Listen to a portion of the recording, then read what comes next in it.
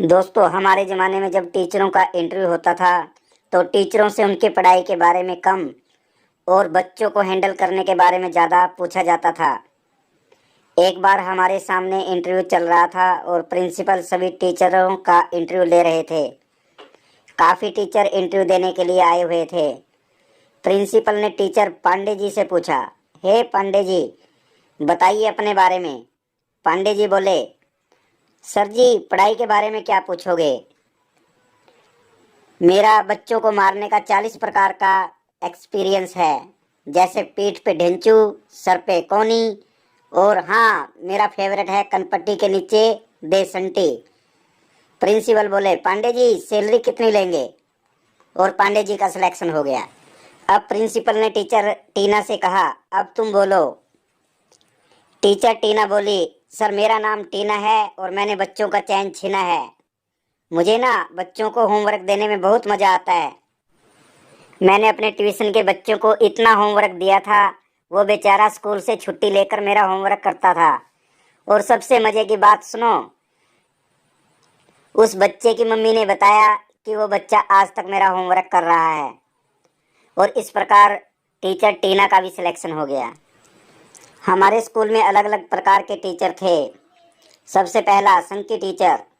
तुम्हारे स्कूल में एक न एक टीचर ऐसा होता ही होगा जिसकी शक्ल पर लिखा होगा कि ये बंदा संकी है और जिसे हर चीज़ से प्रॉब्लम है।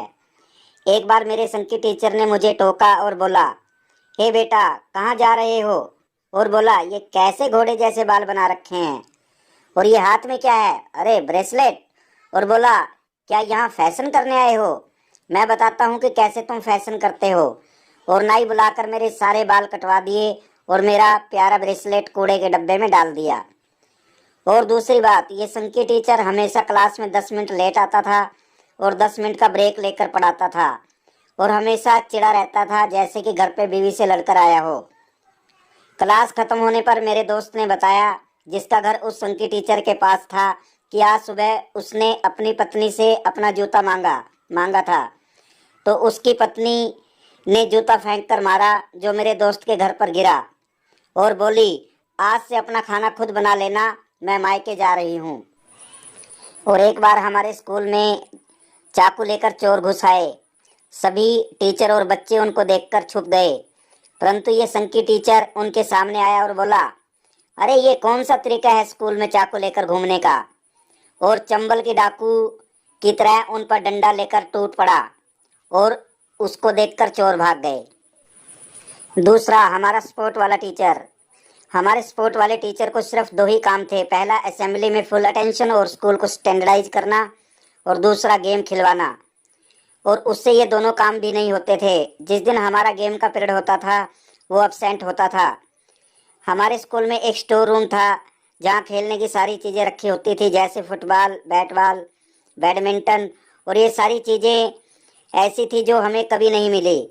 और मैं आज तक सोच रहा हूँ कि जब ये खेल की चीज़ें किसी को देनी नहीं थी तो उनकी स्कूल में क्या ज़रूरत थी।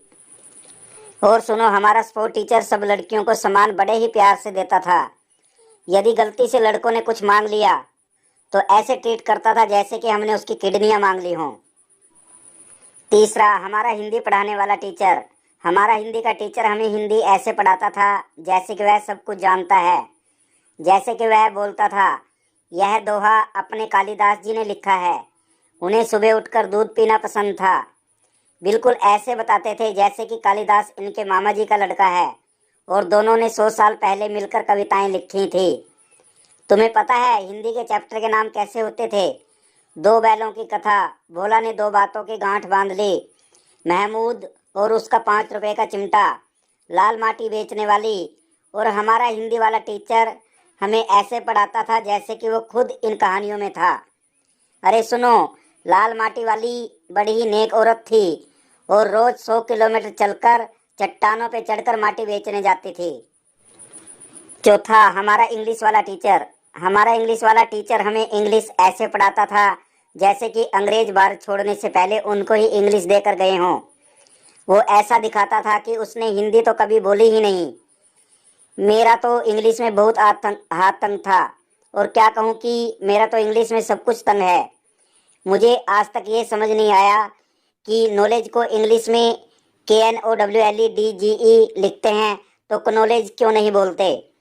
आपको पता लगे तो मुझे भी बताना। ऐसे बहुत से इंग्लिश के शब्द हैं जिनमें जन्मों जन्मांतर से कन्फ्यूजन है। पांचवा, हमारा मैथ वाला टीचर। दोस्तों, मैथ एक ऐसा सब्जेक्ट है जिसको तुम गर्मियों की छुट्टियों में भी स्कूल जाकर पढ़ोगे तो भी उसका सिलेबस पूरा नहीं होगा।